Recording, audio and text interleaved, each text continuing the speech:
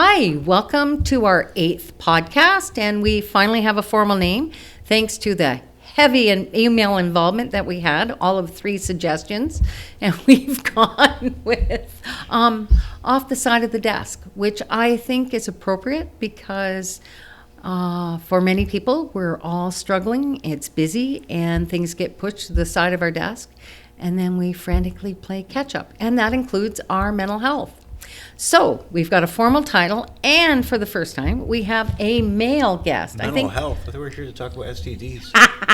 Of course we are. Well, my notes Why are not? at the door. So there we go, and that kind of lets you know what kind of hour we're in for. However, I'm really pleased to have my friend Brice here, who is going to talk about his employment journey as well as his wellness journey. And I will note that this man is here with his family on vacation. So he's dropped in to do this, and we feel like it's the great big sea visiting us, you know? You don't look like Alan Doyle, but I'll have to kind of squint. Maybe even just Not close quite. my eyes. There we Yeah. go. I'm still an upper Canadian. I still consider. There you go. Yeah. So, sir, tell us a bit about your employment history, because it's really interesting, and there's some work you've done along the way that has helped your wellness and maybe not. Yeah, I don't know. But, yes and no. I mean, okay, so I'm a journalist. I hate that word. I work in the newspaper industry. Okay, hold on. Why do you hate journalism? No, I don't hate journalism. Or It just sounds hoity-toity, for lack of a better But you're term. also an author. Yeah, not really, not anymore. I don't do that too much. I used to play. I play with words. Let's put it that way. And you're good at it. Thank you. Good. Take a compliment. Yeah, so I'm a Loyalist grad. Graduated from the print journalism program here at Loyalist College in '97, and worked at a couple of smaller papers in the region. I worked in Madoc for a couple of years when there was a community newspapers up there. Then I worked for the Picton Gazette for, I think, 4 years. I was in Picton. And then I was fortunate enough to get hired on at the Belleville Intelligencer in 2004, I believe is when I started there, and worked my way up slowly. I was the City Hall reporter and then kind of a crime reporter and just kind of catch all, but basically politics and City Hall were my bread and butter. And then Chris Millett, who your viewers will probably know, he retired from the city editor position, and I took over that. I applied for that and got that. And about 3 months after that, they promoted me to managing editor. And I stayed there in that position for 5 years. I think I was ME. And then I left. I just kind of went, okay, I need change of pace. So I left that and I went to work at P&G here in the city. And I worked there for maybe 10 months. No, I don't think it wasn't a year. So I worked there for about 10 months, and then a job offer came in back in the newspaper industry in New Brunswick, my native province. I moved here when I was 17. So I do actually consider myself more of a Ontarian than I do East Coaster, but we ended up packing up. The wife and I, we packed up and we moved to St. John, New Brunswick, and we've been living there for almost 3 years to the day. And I started as the assistant provincial editor. Then I got moved to the editor for the St. John region. Then I got moved to business and opinion editor. And now I am opinion editor and reporter. Kind of, it's a borderline. There's a lot of moving parts to the newspaper industry, so I'm doing a couple of things right now. And it's been career-wise, it's been a journey, You talked about something that we're seeing more and more, and I don't want to go into the politics side, or we could be here to 4 hours, you and I, discussing things, but small town papers, man, they're gone. kicking the teeth. They're done. They're dying. And so we lose that perspective, right? Oh, there's whole communities that get no coverage at all anymore across Canada because you've got newsrooms that, even here at the Intelligencer, which, I keep in contact with all of the guys there. We went from a bustling newsroom. Yeah, I remember. Yeah, before COVID, we had a newsroom. Now, everything's changed that way. Most reporters all now work from home. But yeah, I mean, the smaller the staff, as news industry, as news companies cut staff, fewer staff mean, well, you can't be everywhere. It's just, yeah, and you're stretched thinner and thinner. So you have to make that decision as, pardon me, as managing editor, reporter, whatever. Well, do I really need to go to Sterling Council tonight? You know, no, we're not going to go. So, you know, do we have enough bodies to get up to Bancroft for this event? No, we can't do that. So it just, you see fewer and fewer stories from smaller communities because the guys just can't do it, you know? I mean, it's tough on all reporters everywhere. And some of us manage to adjust and just kind of roll the punch, and it's like, well, okay, this happened. And some of us, it's harder. And, you know, we all love our industry. So it's hard to see it gutted that way. But when you're in sink or swim, you decide, okay, I'll just keep going against the flow, and you're treading water. You know, I've been very lucky. The industry's been really good to me. I mean, I've built my career on it. You know, that's, you know, it provides for my family, and I love the news industry, but it hurts. Yeah. Yeah. And living with that constant threat, maybe not someone in your role, but for, you know, people with less seniority, wherever they are across Canada, It doesn't matter what role you're in. It doesn't. I think everybody, a former colleague of mine, Tim Miller. Oh, who yeah, who I you know Tim. well, Yeah, I do. He summed it up really well once, where he said, I'm really tired of working feeling like I've got a trapdoor under me. And that's perfect. That sums it up to a T. And we all feel that way. And I mean, when I was here at the Intel, I was on the cutting block once or twice, at least once, but maybe twice, where, you know, somebody comes down and says, okay, you got to reduce your staff by 3. So, you know, management says, okay, well, either this person takes a buyout, person takes a buyout, and this person takes a buyout, or we look at the seniority list and you're out the door. And yeah, we've had to do that with funding changes in our sector. And it sucks. And it sucks from both ends. Yes. You know what? I mean, everyone, and I've been on both sides now throughout my career, where I'm the guy who's saying, oh my God, I'm about to lose my job.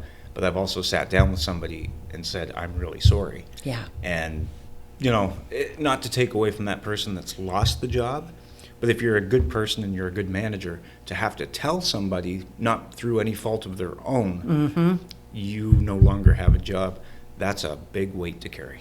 And that lump in your throat. Yep. And it's something, and the horrendous thing is that you know it for about a week before. Oh, yeah. Sometimes. And you try to put on face and act normal. And you it's like, scramble and you can't find it, and then you have to finally do it, right? Yep. It's like, and it's a horrendous part of what's happening with all sorts of sectors in Ontario. Well, I guess across Canada. Yeah, but I mean, let's be honest. Yeah, downsizing is, you know, brutal. That buzzword, but it's true. Yeah. It happens, and it sucks on both ends. Yeah, I feel more for the person who's lost the job, but I also understand from the management standpoint that if, like I said, if you're a good manager, you take no joy in telling somebody don't come to work tomorrow.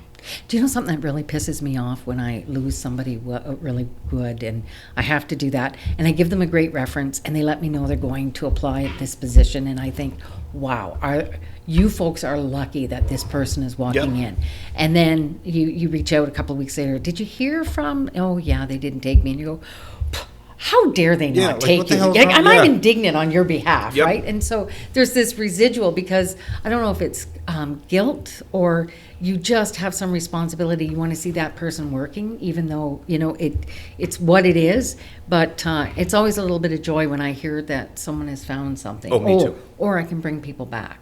Oh, even better. Right? Yeah, and I've been in that too, where it's like, okay, oh my God, do you want to come back? Yeah, okay. Yeah, and then at times you want to come back and work for us, and then it's like, well, no, I've got a really great job. Oh well, fine. So one of the best memories before we go on this, now Alex, I have to tell you this because this is before you came to the organization. So 2 stories quickly.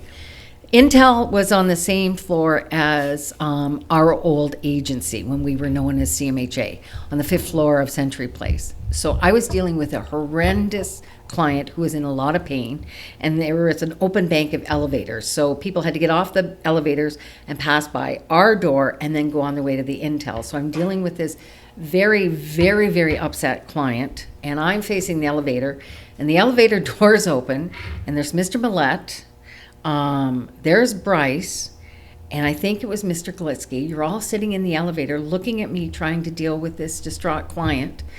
And I watch Chris Millette hit the button and the doors close. And away you go. And I'm like, well, thank you, neighbors. There's your support for you. Yeah, come knock on my door. And then the other most wonderful memory was we had a wonderful volunteer that was working our ATOP program every Friday afternoon, calling people that were shut in. And you had Dalton McGinty down. I don't know if you were off for that, but I was off that you were day. okay. I So was. you're not part of this niceness. No, then. that's okay. But Dalton McGinney came down, and Morris was in working the phones, and in strolled Bill with I can't remember the other reporter, and then Mr. McGinty. Wow. And took the time. Mr. McGinty Bill introduced us as who we were, shook hands, and then he shook hands with my 82-year-old volunteer who was thrilled to the Wow. max. That kind of compassion, that kind of camaraderie, and that was what I really miss. We've kind of got it in this building, which is really neat, but those were It's vital. Well, right?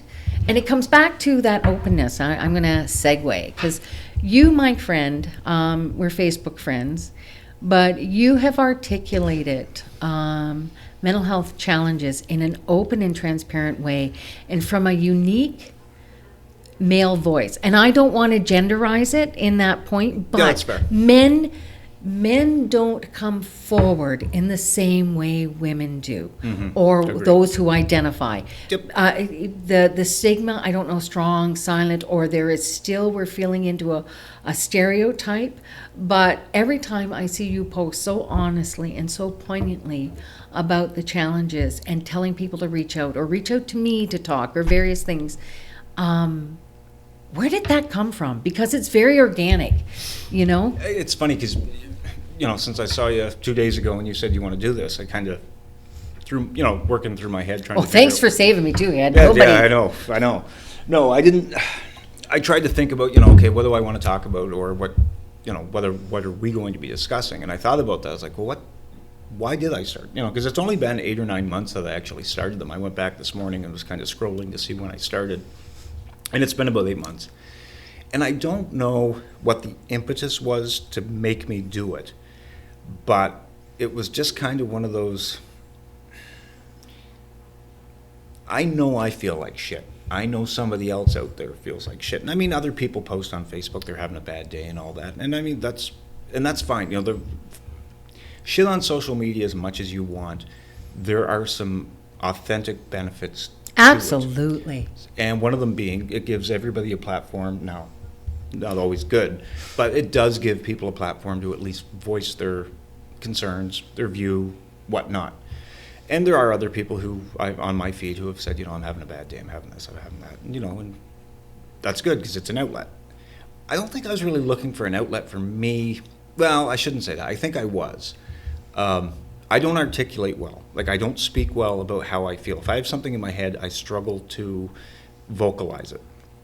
I've worked with words all my life. That's what I know. I know how to write. Not to sound egotistical, but I know how to, I know how to craft a sentence.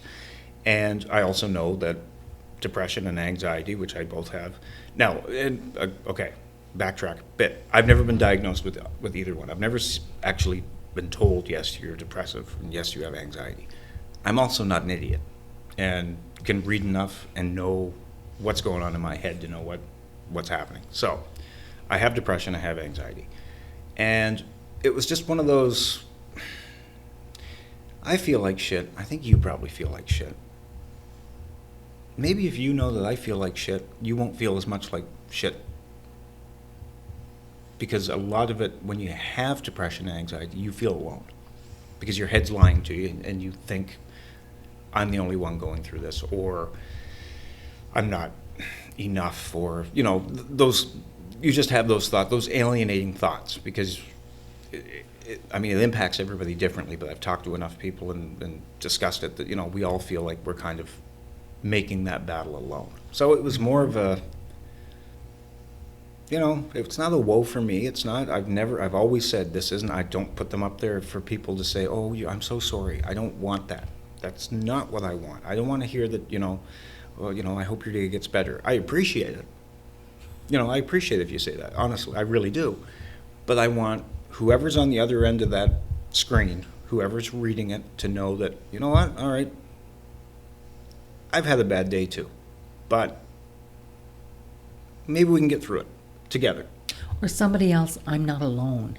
Exactly. Somebody else feels what I'm feeling. Exactly. Which is reaffirming in itself. It affirms something in me that says, oh shit, I'm not alone in this. Yeah. And we'll fight it together. Exactly. And even Yeah. if, I mean, it's Facebook, so I've got friends from Australia. I've got friends from all over the States. I've got friends in Canada, on the West Coast, all that. So and I mean, you know, I use the term friends, but you do build a relationship with these people through a screen. We all know that. It does happen. So to know that, you know, okay, maybe my buddy in Vancouver's feeling a little better because because last night he had a bad day. Well, okay, so Brice has had a bad day a couple days. I try not to post them on my bad days because I know, and you know my sense of humor as well, but they may get a little, they might get a little too dark or a little too one way or the other. So if I'm having a bad day, I usually don't post anything. I just stay away from social media. Is that when we see the photos? Because because your photos, not only an amazing writer, folks, but a beautiful, breathtaking photographer. And you've got such an eye, right? Thank you. And the photos, there is an emotion attached to them. Like there's things that resonate. There's things I can't look at because I feel tears because it looks stark. Or some of them have been so breathtakingly beautiful. Like that's amazing. I do both. So, like my therapy, quote unquote, is to get out of the house. I don't like walls. I don't like ceilings. I never have. I'm a nature guy. I like being out of the house. Even if it's standing on the back deck with blue sky over me, I'm better there than I am 3 feet in the house. You know, it's just one of those weird things. So for me, you're not housebroken yet. Yeah, exactly. Well, we'll talk about that. Okay, later. I've got a shovel in the backyard. Sorry. Didn't mean to. So that's what I do. I go out. I take my camera. I've been really, really fortunate in my career to work with some amazing news photographers. And they all have had amazing eye, and I've watched what they've done. So I kind of watched what they've done over the years, and then I went out and I got my own camera and just started to play, and I enjoy it. It's me getting out of the house, and it's also, there's a little creativity to it, like I try and compose shots and whatnot. So if you see something that's dark, it's not necessarily because I'm in a dark mood that day. I just, as you know, I really like dark material. I'm a horror fan, all that stuff. But so I try and get some of that in my photos. The landscape stuff, that's just Mother Nature showing to me what she can do, and I try and capture it. So there's that aspect, but there's also the aspect of being out in nature, because I think from what I've read, the research I've done, all that stuff, nature is great for depression. Nature is great for anxiety. There's just something about being out in the woods or on, at the beach. I was out this morning. Part of us coming home for the week was a big opportunity to get out there and traverse some of the old trails I've hiked here. So this morning I went out to the Frink Center, which I love, and I'm walking the trails. And as I'm walking it, I thought, this is what Sandy needs to do. You need to start a men's mental health hiking group. So sure. You partner with Quinte Conservation. And get right on it. And you take 5 or 6 guys who sign up and get them out in the woods for an hour every week. I will put that into healthy masculinity. I'll let Alex and Hunter and Terry get right on that. I don't know if 5 guys and myself in the woods would be productive, because I'd probably get them cleaning up. Let's pick this up. Nope. Let's get garbage. No, you're absolutely right. Mood walks have been part of mental health continuum. Yes. I try to walk out in the back here, Yeah. so I get it. And I will leave that for those guys to come up with, even if we could get them out and just walking in the fields here. I don't know about transportation, but there's always those challenges, but it's a great idea. It's just one of those things that Maybe I need somebody like you to come back and lead it, there we go. if I come home, I will facilitate that group for you. Well, we get How's that. I would love that. But no, it's nature is so good for the soul, if or whatever, for your head. And that's where, when you used to talk about my camera, there's an ability to be in the woods. I could be home sitting at my kitchen table and my head's just going and Yeah. roiling, and the lies are going, and everything, everything that you don't want to hear your head tell you, you're hearing at home. I get in the car, I drive to the woods. Within 3 to 4 minutes of being in the woods, I don't hear a damn thing. Yeah. And then I've got the camera, so that helps me separate from everything because I'm more focused on that. And it's a relief. It's a source to get out. You talk about that as a place of gathering strength, and we hear that a lot. And one of the things we talk about for self-care, and it's been a constant refrain, you've done it a lot more eloquently than I have in the last 7 sessions, but the ability to get outside, to stand with nature, to silence the noise of, I think, of the workplace and what's going on, to just, just out here, I see foxes and groundhogs and blue jays, and of course there's other stuff, but the whole idea of the sunshine or the wind or, the connection of grounding is so important. In that minute, whether it's 15 minutes to step aside and have some self-care, that you're not seeing a phone or looking at the shit that's on your desk and piled up, or checking your phone. I was You've gonna say, done, you've done that twice now. Is there anything big breaking out in the world that I need to know of? Or, no? No. I wish there was. No. I don't know, in all honesty, when I'm on vacation, I shut that shit off too. Yep, good, I try not good. to. But yeah, But what? it's habit, isn't it? Oh, Right? absolutely. Because you do, right? I always said, and I still say it, I feel like Pavlov's dog. This thing dings, Yeah. and I pick it up. Yeah. And I try to break that habit. And that's important for mental health too, is, you don't need to reply to that text right now. You don't need to reply to that email the minute it comes in. I mean, we're driven now into society that we think we do, but you don't. Take that 5 minutes. Read, if you have to read it, and then take the 5 minutes to say, I need to step away. I don't want to deal with this right now. That's okay. Shutting it off or turning it off and putting it down and making sure, your employer only pays you for a certain amount of time. Yes. When it's done, it's done. And remember that. And those kind of boundaries, which we talked before we started this. And I think this segues nicely in. So Co-ed is next door. So this is their basketball net. So you're hearing some self-care going on. I don't know if the people listening to the podcast are hearing the odd bang. That's just a basketball hitting the wall. It's all cool. It's very organic here, which is kind of cool. That's Yeah. even better. Boundaries. We just touched on that, so I want to come back to it about boundaries. And it sounds like you had to establish some boundaries because you made quite a step away from journalism into manufacturing and then back into journalism. Yeah. That's a pretty big left-hand turn. Mm-hmm. Tell me about that if you can. I just got to the point, we were talking about, layoffs and cutbacks and all that. And I'd seen the newsroom go from, I forget how many people we had at one point, but we had a huge newsroom in Belleville. And then it shrunk down, and I wouldn't even say the expectation came from anybody above me, but because I love my craft, I love, my coworkers were my family. They still are my family. You go above and beyond. You work for them, and you want to make sure that the paper looks the best for the community and that you've got the best stories and all that. And it starts to build. And I was getting to the point where I was getting burned out, and I just said to my lovely wife one day, I was like, I think I need to make a change. So I slowly kind of looked around, and we didn't, at this point, we were still living here in the city, and somebody had mentioned try Procter & Gamble. So I did. And it was, God bless anyone who can do shift work and continental shifts and all that stuff. 12-hour days, 12-hour nights, that's a young man's game. Because I'm 40 something now, and it's hard on the body, it's hard on the family, it's hard on sleep patterns. I mean, it's a brutal schedule, but they were great. I really enjoyed my time working there. I had some great coworkers, but it's still, I needed to get away from that daily grind of journalism and the stress and the constant worry. And again, a lot of that worry I put on myself. I didn't have anxiety. I've had depression, I think, all my life, I would think, looking back at stuff.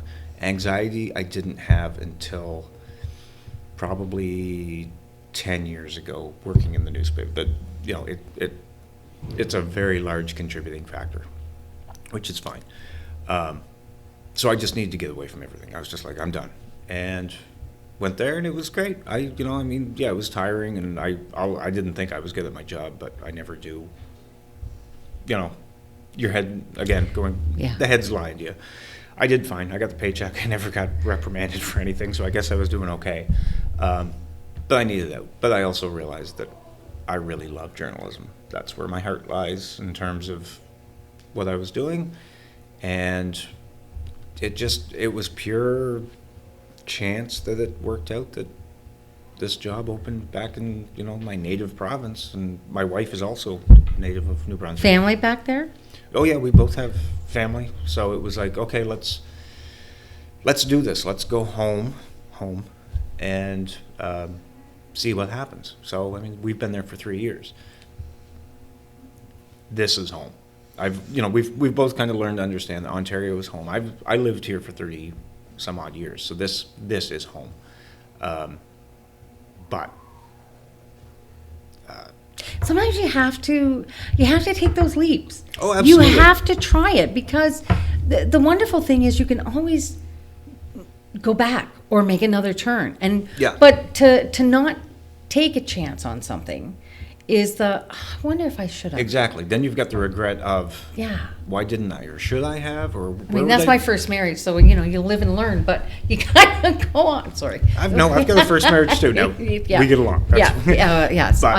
But- That's the beauty of, this is okay, but it's not what I thought it was, so maybe I can start looking for a new opportunity. Yeah. Nothing wrong with that.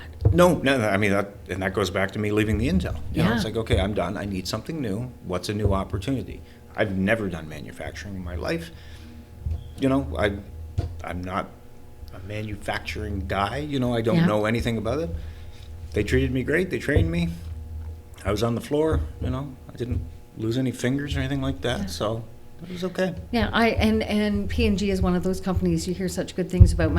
My sister works there and has been there, I think, 8 years, and loves it. Yep. And They pay well. They pay well, and Benefits great. are amazing. Try to take care of their team. So Yep. kudos, right? Yeah. But when you have a passion for something, right? When you have a passion for something, it's really hard to step away from it completely. It is. And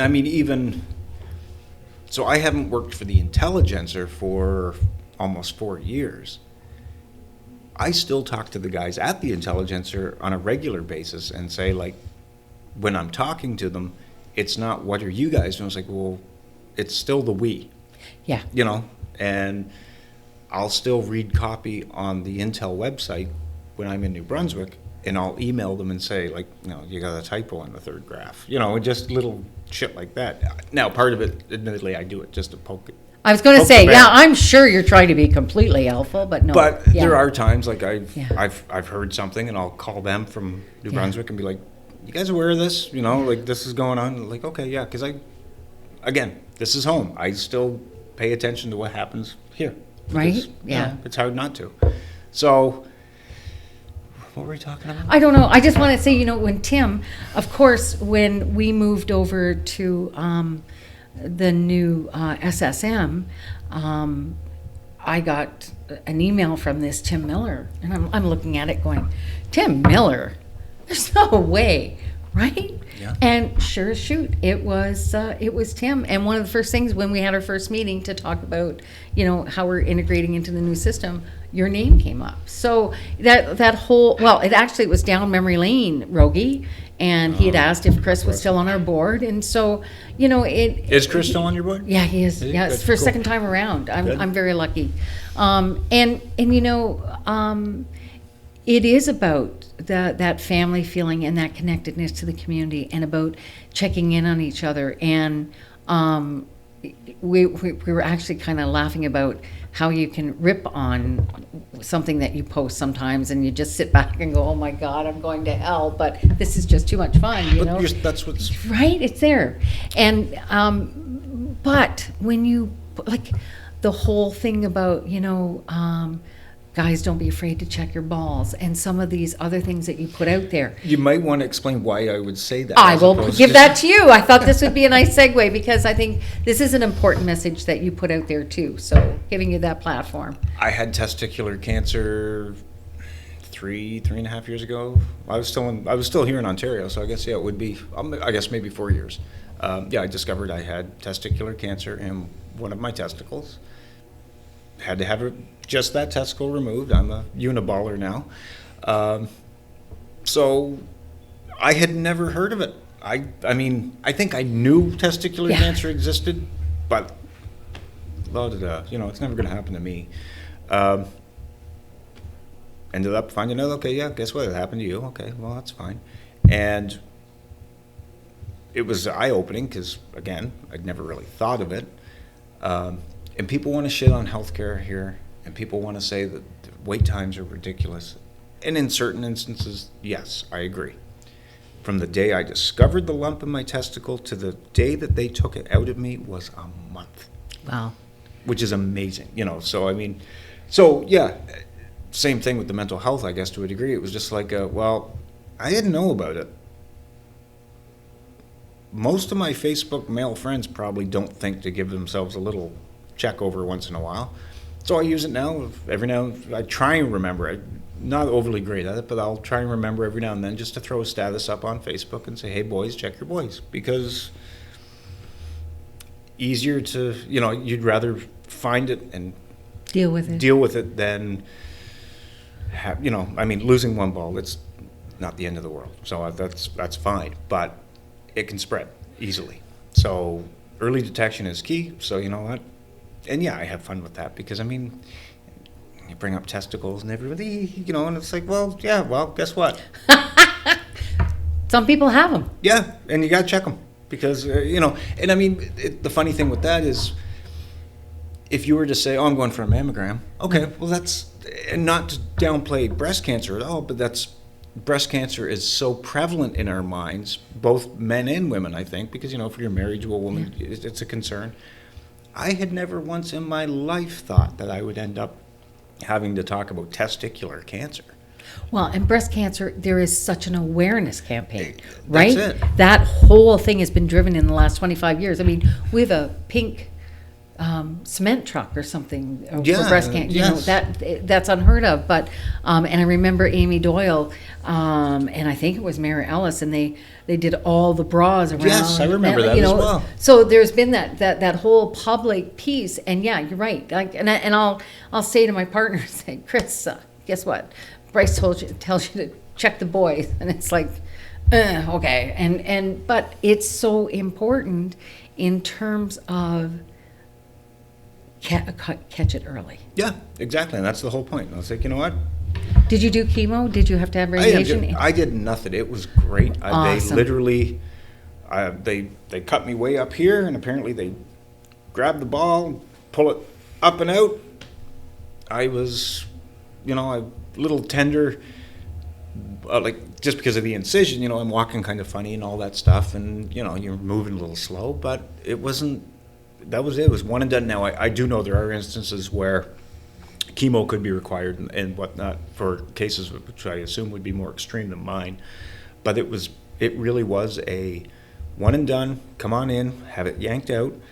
The big thing they always said to me was make sure that you do your follow-ups. And I forget what the stat was that the doctor had told me at the time, but so few guys that have had testicular cancer in one of their testicles and, still have the other or whatever, they won't continue on the follow-up. Like I'm on, for the first little while, every 6 months I had to go see a specialist. You just had a checkup, didn't you? Yeah, not that Yeah, long ago. you posted it. So they do that, they put you on 6 months and then they watch and it's like, okay, you're good. Now you're on the 1 year. And a lot of guys will be like, maybe they'll show up for the first one at 6 months and then they're like, I'm fine, good. And then they never go back. And I think he had said the ones who don't go back, they're the ones that he more prevalently saw cancer come back to them. So I was like, well, you don't have to tell me twice. I've had MRIs, I've had CAT scans, I have all that shit, and I get to have a stranger fondle my ball, for free every 6 months to a year. Of course you do, okay. So who's going to say no to that? Well, yeah, I mean, okay. I don't have to pay. It's awesome. I knew you were going to throw this in here, and I was prepared to be, well, okay, thanks. Well, you know what? I think, all kidding aside, absolutely. And that comes back to stigma, right? Because when we start talking about anything that identifies us, and especially in that area for men, Yep. it's, like we can make jokes about, Trump and his hands and all of that, but for us to, for someone to be that vulnerable again, or, if it's just removing of testicles, right? Where does it stop? And so I think stigma and fear keeps a lot of people away from the doc, just like they do for their mental health. Well, right? and that's the thing. I mean, if you want to kind of do a parallel between the two, sure. Yes, I do, because I've got to bring it back to mental health somehow. Well, the testicle thing and the mental health thing is the manning up thing. Yeah. And with me, for the testicle thing, I remember it clear as day that it was a Sunday night that I found this lump. Thank God I had a family doctor. Yep. That was a key. So I called my family, and I mean, I will admit when I found it, I was scared. It did scare me. I was like, okay, something's not right down there. Did I think cancer immediately? Maybe not, but I knew something wasn't right. So I called my family doctor Monday morning. Just said, listen, I got something's going on. And she said, I guess I was talking to the receptionist, and thank God she knew me. And she said, I have a spot tomorrow, Tuesday. Tuesday was the worst day in the Intel newsroom because it was a big production day and whatnot. And I remember saying to her, Tuesdays aren't good for me because I'm busy. Like work. Yep. I've got a lot of work. Yep. Typical, and I mean, women do it too, but a typical guy, absolutely. like I've got thank God she was a great receptionist. She said, Brice, I have an opening at 2:00 tomorrow. I will see you then, and hung up on me. Good girl. And I did. I went, and sure enough, we've gone through the story. So yeah, and that's the thing about mental health too, is we man up and we think, oh, I'm fine. I can do this. I don't need to do that. I'm the big burly, we don't do this. We don't talk about it. And that's all fucking bullshit. Yep. Absolutely it is. And I mean, it doesn't matter what you do or who you are or what profession you are. It's there for everybody. Mental illness, it hits us all. The dark days, the social anxiety, imposter syndrome, right? Like, Yep. It's like, why am I even here? Like, do I belong at this table, right? And the inner voice is going, no, you don't, no, you don't. And Exactly. then the other voice has to be stronger, say, absolutely. Sorry, Alex, I hit the table. We're not supposed to hit the table because it resonates and makes his ears hurt, and then it's really bad on the video. However, Just edit that out. yeah, just do that for us, will you? That whole piece of that inner voice, and do we admit it? Do we talk about it? Do we carry it through in terms of follow up with a family doctor? How many people say, I'm afraid to go to my doctor in case they put me on the 5th floor? And That's it's the such a biggest jump, fear. right? It's such a huge fear. And if we could just say, like, no, like, you know what? Let's just eat the elephant one bite at a time. It doesn't mean you're going to end up here. Let's start on a wellness continuum here. Like, let's go for a walk. We are going to do your men's group, by the way. Okay, We're going to cool. figure That's out that fine. walking group because it is a good idea. Damn, I usually only like to have them, but I'll let you have one. Thank you. Um, It's not patented. You can take credit. Can I take care? No, I like to share it. We'll call it Brice's Moonwalk or some damn thing. I don't know. I think what you're doing with your posts, I'm hoping there's a way to capture them almost in a book. I know you haven't seen that, but with some of your photography, and I know you're not interested in being that kind of author, but Brice, some of the things that you're writing about resonates with everyone, and they see snippets of their own wellness or lack of, and they don't feel so scared and they don't feel so alone. And you can see that in the posts that are coming. All kidding aside, there's value there in what you're sharing. And I know maybe you don't see it, but I'm sitting back here going, God, that is such great things. And why we want to connect you hybrid, if you're not here, if we can do some hybrid I would do workshops, anything. Yeah. because your voice is so honest and so great. I try to keep it conversational when I do them, and I always, like I've said, I always say I'm not a professional, I'm not a doctor, I'm an old guy who knows what it's like. So, and I have been, I will say, I'm really honored. Sounds really shitty, but I guess I am honored because I have had people, I've been on the phone with people who I've never met in my life, who have just messaged me and said, I'm having a bad day or whatever, and I'll say, you know what, if you need an ear, here's my number, give me a shout. And I've talked to people, and I'm not giving advice. I will never give advice because I'm not trained to do that, and if I ever said the wrong thing and something happened, I'd never get over it. But I will listen. And that's sometimes what people want. Yeah, and that's all, I've heard some horrendous stories about what people have gone through. I mean, like, I haven't had a bad life. I wasn't abused. I mean, I had kind of a weird childhood, but not, like, I've never been molested. I've never had any of that shit happen, thank God. But everybody's struggle is different. Everybody's, we all carry a different weight, but I don't care what your weight is. It's fucking heavy. Mm-hmm. So if you want to call me and tell me that, you were abused, I'll listen to you. I'm not gonna know what to say necessarily because I'm not trained that way, but I'll listen to you. And I've had guys call me who are, I think I'm an alcoholic. What do you think I should do? I was like, well, you need to talk to somebody who knows about it, But if you want to talk about it, that's the whole point. And I've hung up the phone with my wife from, after talking. I've looked at my wife and just said, I'm not fucking prepared for this shit. But I do the follow-ups and say, like, how's today going? What's new? So, okay, but who's taking care of you? I know you have a great partner, and man, we've got to bring that forward. But, just make sure you're taking care. And I'm saying that from experience. Yeah. Because that crap sits there and builds, and that hurts. So make sure you're finding someone to talk to, too. Mother Nature. Well, okay, That's- and make that, sure. that really is yeah. my, like I said, that's my cleansing. That's where I go out and kind of purge and all that stuff. Now, I say that, purging of the head comes in different formats for all of us. I do nature. I will say with no shame, a really good hard cry once in a while Yeah. is really good for the soul.